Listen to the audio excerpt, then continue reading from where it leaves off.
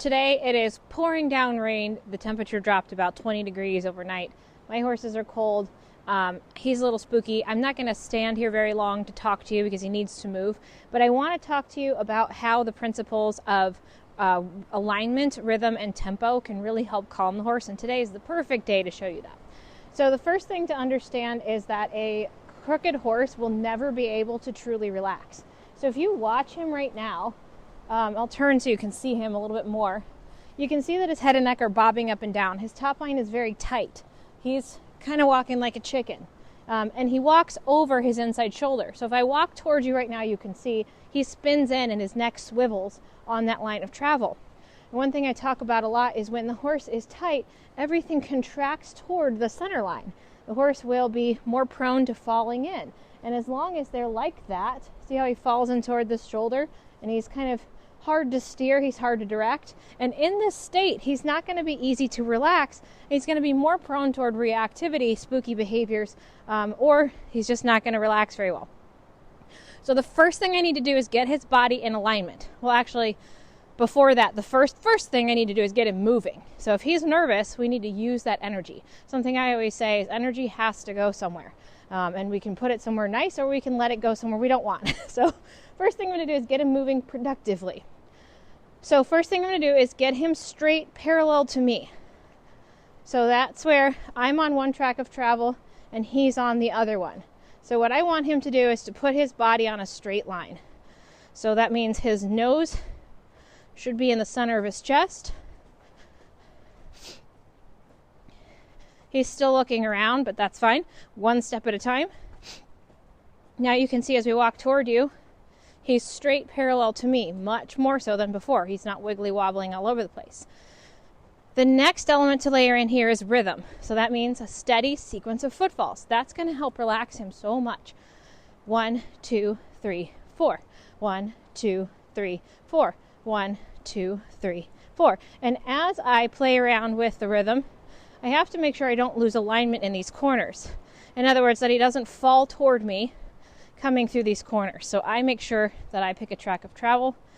3, 4. 1, 2, 3, 4. 1, 2, 3, 4.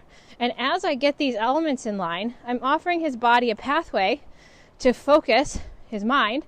I'm offering his body a pathway to relax over the top line. I really love this too, because when horses are nervous, it offers the human something to focus on that is non-reactive. So people are very prone to reacting after the horse spooked and not giving them enough guidance. When I teach people about alignment and rhythm and tempo, it starts to teach the person to relax and focus into the work. There his head dropped for the first time. Instead of looking at everything the horse does as something bad or good, we're offering them an overall framework. And energy has to go somewhere, as I said. So if he's nervous, we need to move. And the last part here is tempo. I start out in this case with where the horse needs me to be. So he's a little bit nervous. He needs to walk fast. That's fine. We just walk fast in balance together. So instead of him pulling me around, I'll walk with him if I can. But the tempo that is ideal for the horse is the one that allows their neck to relax, their top line to relax. I'm going to change directions here. I always say spook forward in rhythm. So he got a little antsy there. Straighten him out. Alignment first. 2, 3, 4. 1, 2, 3, 4. If they're kind of a slow poke, start out slow. If they're a little bit spooky, let them move. But make it balanced. Make it productive. Don't just let them run off their feet without having some help.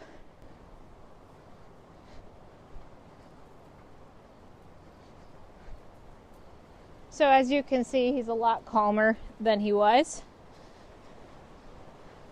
It's still not as good as it might be on a nicer day.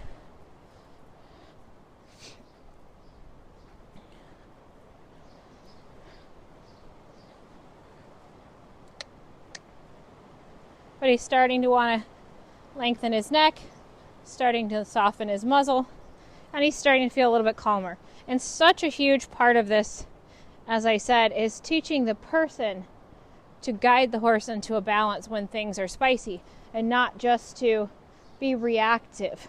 So when you're working in balance and you're working in rhythm, you notice when the horse falls out of balance within a step or two, instead of letting them get so far away from center. And now he's really starting to want to match my stride instead of me having to keep up with him. And so the cool part about that is now that he's a lot calmer, I can bring my body to a slower tempo, and he wants to stay with that.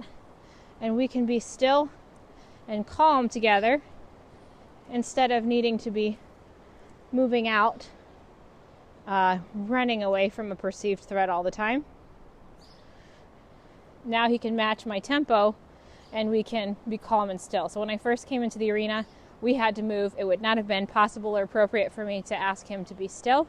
But now that he is in a much better balance, he's much better mentally focused, and he's much better physically balanced, now he's able to stand still in here for a moment. So using the concepts of rhythm and alignment and finding it the right tempo can really help us focus and calm our horses in all of the framework of everything we might do beyond that.